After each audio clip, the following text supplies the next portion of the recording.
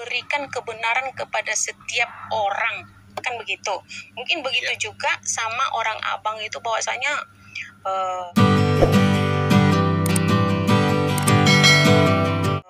tidaklah benar Islam itu kalau tidak mengakui Yesus, iya kan Bang? Karena aku nggak mempelajari Al-Quran sih. Nah, itu yang saya dengar itu selama ini begitu. Nah, yang saya percaya itu adalah Yesus itu adalah utusan Allah. Dia adalah nabi Allah sendiri, dan dia mengajarkan kebenaran-kebenaran dari Bapaknya. Dan saya mengakui bahwasanya Allah lah satu-satunya yang saya sembah saat ini, sekalipun masih tercap nama saya adalah agama Kristen. Nah, apakah salah itu kalau saya tidak menuhankan Yesus? Hanya Allah satu-satunya yang saya sembah di dalam kekristenan saya gitu. Saya mohon penjelasannya dari Abang Jum atau Abang semuanya supaya saya lebih paham. Baik. Akhi mau masuk silakan. Boleh. Silakan. Mantap, silakan. Ini sudah ada kemajuan. Artinya Anda sudah mulai berpikir sehat. Ketika Anda tidak menuhankan Yesus, Anda sudah sehat pikiran Anda. Kenapa begitu? Karena Anda tidak menuhankan orang yang bertuhan. Apakah Yesus bertuhan? Jelas. Dalam Yohanes 4 ayat 22, kamu menyembah apa yang tidak kamu kenal? Kami, kata Yesus, menyembah apa yang kami kenal. Benar Bang itu. Ya. Nah, sekarang pertanyaannya, apakah salah saya tetap mengikuti Yesus? Bukan saya yang menjawab, tapi Yesus sendiri yang menjawab. Dalam Matius 10 ayat 5 ayat 6, Yesus berpesan kepada muridnya, ya, janganlah kamu masuk kota orang asing atau kota orang Samaria, melainkan pergilah kepada domba yang hilang dari Israel. Kenapa Yesus berpesan seperti itu? Melainkan pergilah kepada domba yang hilang. Karena pada masa itu, ya, orang Israel ini sudah menyebar ke seluruh bangsa. Sudah menyebar ke seluruh dunia sejak zaman Exodus. Ya, zaman Exodus ketika Israel dijajah oleh Raja Asyur, oleh Raja Nebukadnezar, Israel pecah menjadi dua. Semenjak saat itu orang-orang Israel sudah berpelencar ke seluruh dunia. Maka perintahnya melainkan pergilah kepada domba yang hilang dari Israel. Nah, nanti kalau kita cocokkan dengan Matius 28 ayat 16 sampai ayat 20, ya kan di situ ada perintah penginjilan, ya, pergilah ke seluruh bangsa, muridku, baptislah mereka atas nama Bapa, Putra dan Roh Kudus. Ini bukan kepada seluruh bangsa, tetapi kembali lagi kepada Matius 10 ayat 5 ayat 6, yaitu domba yang hilang dari Israel. Itu yang dicari di seluruh bangsa itu. Dipertegas lagi oleh Yesus di dalam Matius 15 ayat 26. Ceritanya ada perempuan Kanaan minta tolong kepada Yesus karena anaknya kerasukan setan yang sangat menderita. Bahkan perempuan ini sampai sujud-sujud kepada Yesus. Tapi Yesus tidak peduli. Bahkan murid-muridnya mengatakan, apa guru, perempuan itu mengikuti kita terus, usirlah dia. Dijawab oleh Yesus, aku diutus hanya untuk domba Israel. Ya, kemudian perempuan itu tetap nekat. Oh Tuhan, anak Daud, tolonglah aku, anakku kerasukan setan, ia sangat menderita. Apa jawab Yesus? Tidak layak roti yang disediakan bagi anak-anak dilemparkan kepada anjing. Ya, artinya apa ini? Roti ajaran anak-anak orang Israel, anjing orang di luar Israel. Yesus sendiri sudah menjelaskan bahwa ajarannya hanya untuk orang Israel. Kemudian kata perempuan itu, benar Tuhan, tapi anjing itu makan remah-remah yang jatuh dari meja tuannya. Apa kata Yesus? Hai ibu, ya, sembuhlah anakmu seperti yang kamu inginkan. Benar ibu. Ya. Jadi perempuan ini sembuh bukan ditolong oleh Yesus, bukan, tapi karena membenarkan ucapan Yesus yang mengatakan dia diutusannya untuk bangsa Israel, roti tidak layak untuk anak-anak. Ini dibenarkan oleh perempuan itu. Benar Tuhan. Nah, itu yang membuat anaknya sembuh, itu membenarkan ucapan Yesus itu tadi. Nah, salahnya di mana? Salahnya adalah Yesus hanya untuk bangsa Israel saja, Anda tetap mengikutinya. Nah, seperti itu, Mbak. Terima kasih. Monggo Aki Bima kalau mau dilanjut. Saya nambahin sedikit. Saya nambah sedikit lah Kak. Iya. Terus kalau waktu itu Pendeta Salim sendiri ya, Pendeta Salim ya apa Ustaz Sugi ya, Ya, waktu katanya orang dengan Kristen, saya. orang Kristen itu memang anjing rumahan. terus sebenarnya banyak sekali ya. Ada yang dimana Bible khususnya Indonesia ya, yang LAI itu ada penerjemah yang namanya BIA. Nah, BIA ini diambil jasanya untuk menerjemahkan Bible itu dari bahasa Yunani ke bahasa Indonesia. Nah, sementara di dalam teks asli itu tidak ada tertulis kata Tuhan, itu tidak ada. Namun oleh karena kepentingan ya, BIA ini orang Indonesia dan dia adalah orang sekuler ya, dia hendak menyamakan antara Quran dengan Bible itu agar serupa. Lalu disematkanlah kalimat Allah itu disematkan di situ, dan kalimat Tuhan pun disematkan di situ. Nah, jadi terbiasalah orang-orang Indonesia bahwasanya menjadikan Yesus itu menyebutnya dengan sebutan Tuhan, itu terbiasa.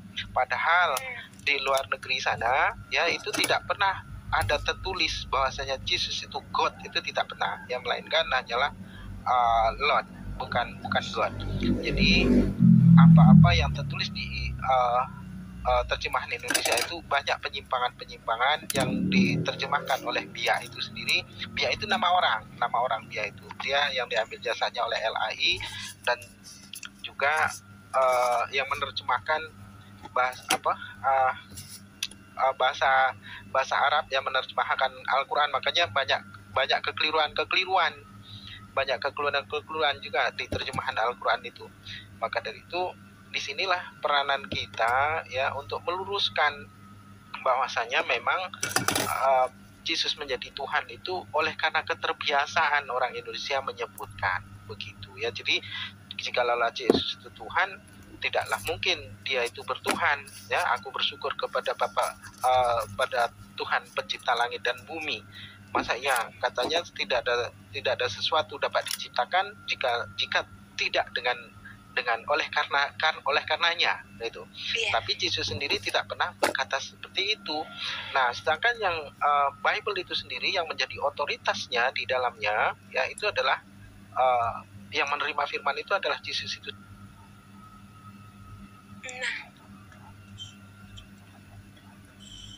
aduh kenapa sih ya?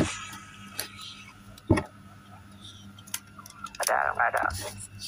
Silakan Bang. Iya. Masalah masih mengikuti Yesus, pertanyaannya itu. Iya. Oke, baik. Di dalam kitab Yohanes ya jelas sekali dikatakan Yohanes 16 nomor 7. Namun benar yang kukatakan ini kepadamu, yaitu perkataan Yesus, adalah lebih berguna bagi kamu jika aku pergi. Sebab jikalau aku tidak pergi, penghibur, nah ini dia, penghibur itu tidak akan datang kepadamu. Tetapi jikalau aku pergi, aku akan mengutus dia kepadamu. Berarti ada penghibur yang datang setelah Yesus itu pergi. Kenapa dia disebut penghibur? Karena yang tadinya setiap nabi diutus itu hanya kepada kaum tertentu. Tapi ketika penghibur ini datang, maka dia diperuntukkan kepada seluruh umat manusia. Bukan hanya satu kelompok saja. Sehingga manusia, dimanapun dia, apapun tempatnya, apapun pangkatnya, mereka semua sudah memiliki nabi. Kalau dulu kita tidak punya nabi, orang Indonesia tidak punya nabi. Tidak punya. Cuman nabinya Bani Israel yang ada. Dengan nabi kaum-kaum terdahulu. Tapi kita tidak punya nabi, orang Indonesia punya nabi. Kecuali baginda Rasulullah Muhammad SAW yang diutus untuk seluruh umat manusia. Lalu Yesus mengatakan gini, dan kalau penghibur itu datang, penghibur itu akan menginsapkan dunia akan dosa. Ya, dia akan mengajarkan kebenaran dan penghakiman akan dosa karena mereka tetap tidak percaya kepadaku. Jadi ketika kemudian penghibur itu datang, dia akan menekankan pengajaran kepada orang bahwa Yesus itu harus dipercaya sebagai nabi. Dia yang menekankan Yesus itu harus dipercaya bahwa dia harus sebagai nabi. Akan kebenaran karena aku pergi kepada Bapa dan kamu tidak melihat aku lagi. Setelah penghibur itu datang, dia akan mengatakan bahwa bahwa Yesus itu terangkat kepada Bapa dan tidak ada lagi dia datang kepada pengarang-pengarang kitab yang mengatakan aku di Damsyik bertemu dengan Mesias. Nggak ada, dia kepada Bapa dan dia tidak dilihat lagi. Tentang penghakiman, karena penguasa dunia ini telah dihukum. Artinya bahwasanya ketika penghibur itu datang, dia akan membawa hukum-hukum yang mengikat semua kaidah, mengikat semua golongan. Nah, terus dikatakan, masih banyak hal yang harus kukatakan kepadamu, tetapi sekarang kamu belum dapat menanggungnya. Jadi, pada masa Yesus, masih banyak hal pengajaran yang Yesus ingin ajarkan, tapi kaumnya belum sanggup untuk menanggung. Sehingga apabila penghibur itu datang, yaitu roh kebenaran, dialah yang akan memimpin kamu ke dalam seluruh kebenaran. Sebab ia tidak akan berkata-kata dari dirinya sendiri. Nah, ini dia. Dia tidak berkata-kata dari dirinya sendiri. Artinya bahwasanya yang datang ini pun bukan Tuhan, masih utusan Tuhan. Celakanya di teman kita yang lain, penghibur yang dimaksud mereka itu adalah Roh Kudus, dan Roh Kudus itu adalah Tuhan. Sementara oknum yang datang ini adalah tidak berkata-kata dari dirinya sendiri, berarti dia bukan Tuhan. Kalau Tuhan itu maha berkehendak, apapun dia bisa katakan bebas.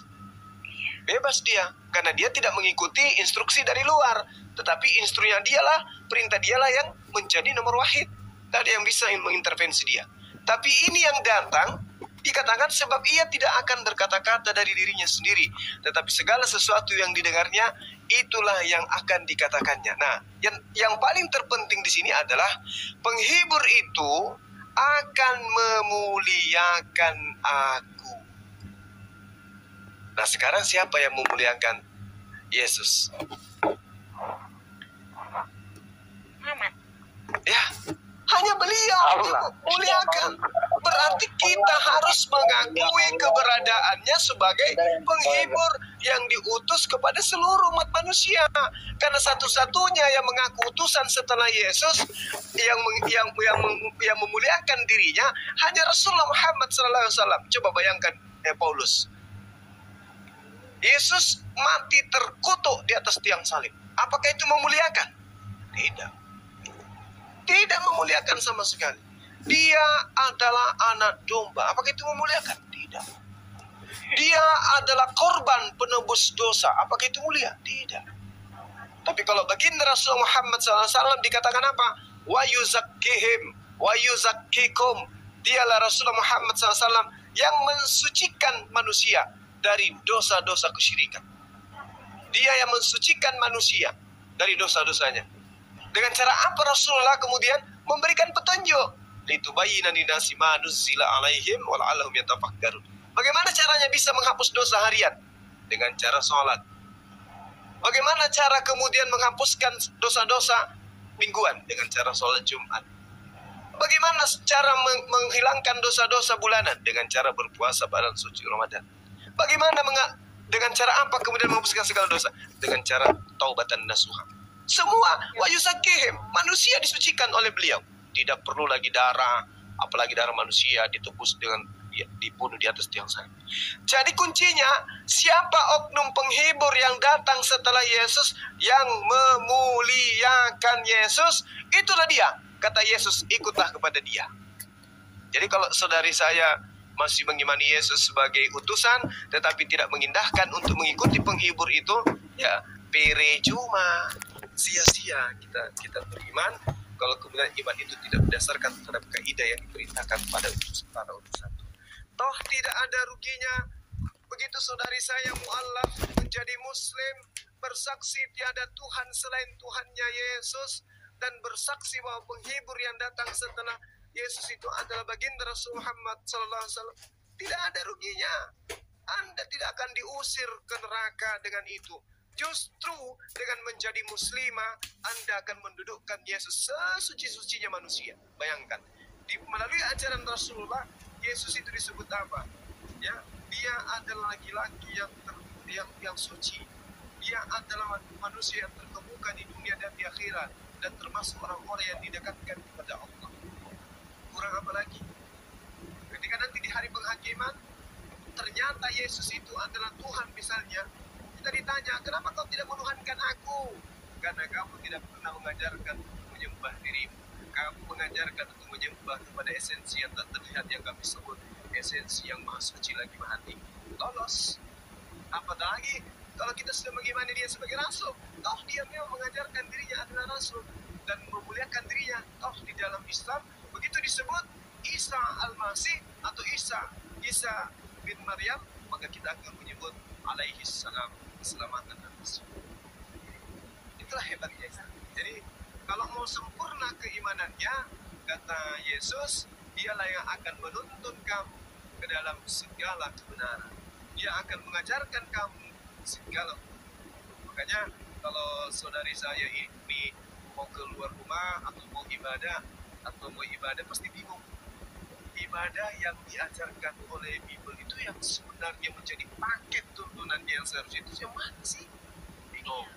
Itu Kalau di Islam pada hari ini jam sekian keadaannya seperti apa, tuntunannya itu jelas karena memang sudah dinubuatkan. Dialah yang akan mengajarkan kepadamu segala kebenaran.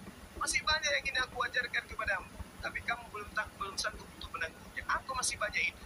Haji, sholat di bawah waktu, zakat, banyak pokoknya yang tidak bisa diajarkan pada masa itu.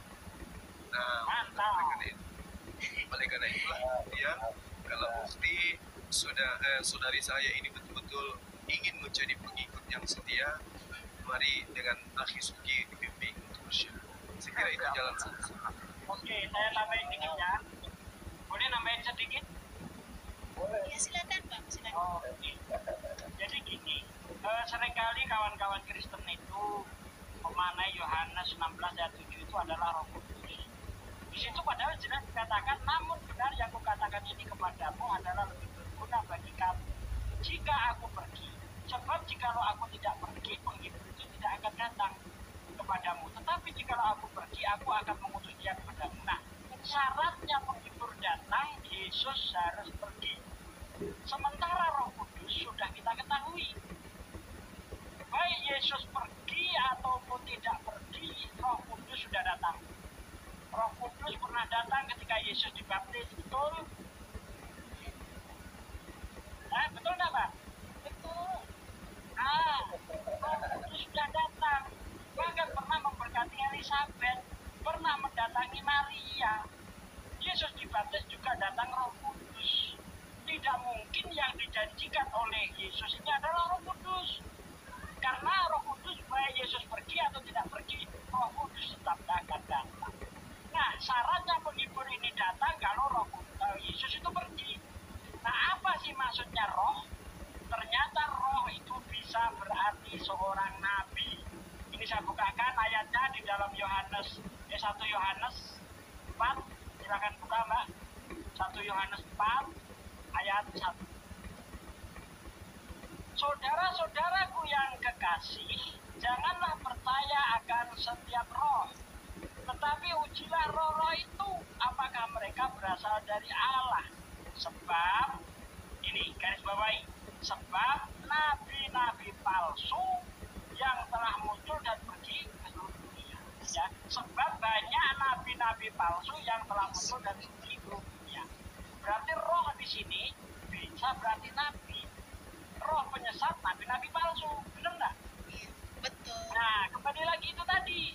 Ketika di situ dikatakan seperti yang tertulis di dalam Yohanes 14 ayat 17 ya, bentar. Yohanes 14 ayat 17. Kita bahas dari Yohanes 14 ya. Ayatnya ayat ke 16 17. Nah, di sini dikatakan begini, aku akan minta kepada Bapa dan Dia akan memberikan kepadamu seorang penolong yang lain supaya Ia menyertai kamu selama-lamanya, yaitu Roh kebenaran. Ya. Di ayat 16 dikatakan seorang. Di ayat 17 dikatakan roh. Kan gak nyambung. Masa seorang jadi roh? Nah, supaya nyambung harus kita pahami roh itu apa. Ternyata menurut 1 Yohanes 4 ayat 1, roh itu bisa berarti seorang nabi, baik itu nabi palsu ataupun nabi yang benar. Roh yang berasal dari Allah itulah nabi yang benar. Roh yang tidak berasal dari Allah, roh penyesat, itulah nabi palsu. Ya, jadi jelas sekali di sini. Jadi kita harus teliti baca Bible itu. Ya, ayat per ayat dipahami, jangan ditafsir Bible itu pakai kemauan sendiri. Tafsir Bible pakai ayat. Karena di dalam Amsal 3 ayat 5, percayalah kamu kepada Tuhan dengan segenap hatimu dan janganlah kamu bersandar atas pengertianmu sendiri. Jangan menafsir Bible pakai otak kita sendiri. Tafsir ayat pakai ayat itu baru betul. Ternyata roh bisa seorang nabi. Mana ayatnya? 1 Yohanes 4 ayat 1. Silakan. Gimana, Mbak? Iya, saya luar biasa, aku bersyukur sekali ada penjelasan dan terpuji nama Allah pada malam ini. Aku sudah kebenaran dari Bang Jung dan kepada Bang Suki Krisnawati. Moga-moga saya masih belajar biar saya mau lebih mendalami lagi. Oke, sekarang saya tanya sama Mbak. Anda percaya hanya ada satu Tuhan? Iya, saya percaya sekarang ini, saya percaya. Anda percaya Muhammad Utusan Tuhan? Benar, Yesus Masya Allah. benar, saya percaya. Itu Ya. bukan roh yang Itu nabi-nabi palsu, tidak. Itu adalah itu roh yang artinya dalam bahasa Indonesia, Mbak. Saya percaya hanya ada satu Tuhan. Saya percaya hanya ada Nabi Muhammad utusan Tuhan. Itu arti dalam bahasa Indonesia. Sekarang bagaimana kalau kita ucapkan dalam bahasa Arab? coba. Boleh? Iya, boleh. Ini bukan main-main, serius. Monggo Aki Juma, sudah saya buka jalannya. Mbak, ini tergantung permintaan dari itu Mbak Sarum aja kali Ustaz. Mbak Eh? Sarum untuk dengan Ustaz Sufi apa Bang Juma? Bang Sarum, Bang Sarum, Mbak Sarum maaf. Iya. Mau dituntut dengan Ustaz Sufi apa Bang Juma jelaskan? Yang mana aja yang terbaik semuanya. Oh, Yang terbaik saja. Cuman saya mau mengatakannya bahwasanya hari ini ya Allah. Hari ini apa? Ini dulu teleponnya ya. Nanti berarti. untuk bermuawat Ya Allah. karena masih mau belajar gitu untuk kebenarannya gitu. Tapi saya bersyukur Ya, pada hari gini, ini. Mbak. Bang Hendra, Iya, iya. itu loh, Bang Hendra. Tadi, sebentar. Iya, bentar. Tadi Anda kan sudah mengakui dalam bahasa Indonesia. Iya kan? Hanya Iya. ada satu Tuhan dan Muhammad utusan Tuhan. Itu Anda sudah mualaf, Mbak. Udah sakit semua. Udah mualaf, tinggal mengucapkan dalam bahasa Indonesia, bahasa Arab. Gimana kalau saya tuntun? Kan Anda nggak bisa nih mengucapkan dalam bahasa Arab. Gimana kalau saya tuntun dalam bahasa Arab? Belum bisa loh Bang. Maksud saya biar saya mendalamin dulu gitu. Oke lah, saya tidak mau maksa. Ya, saya mendalamin dulu, ntar nanti terburu-buru, tak taunya nggak jelas kan begitu. Iya. Dan makanya tadi saya bilang, ini saya ini orang Kristen dan saya belum memahami benar ini bahwasanya Allah itu mana yang sebenarnya gitu. Tapi pada malam hari ini aku sudah memahaminya gitu loh. Sedikit begini Mbak. Bukan berarti saya memaksa kepada Anda, tidak, karena dalam Islam la ikraha fiddin. Tidak ada paksaan di dalam agama Islam, tidak boleh.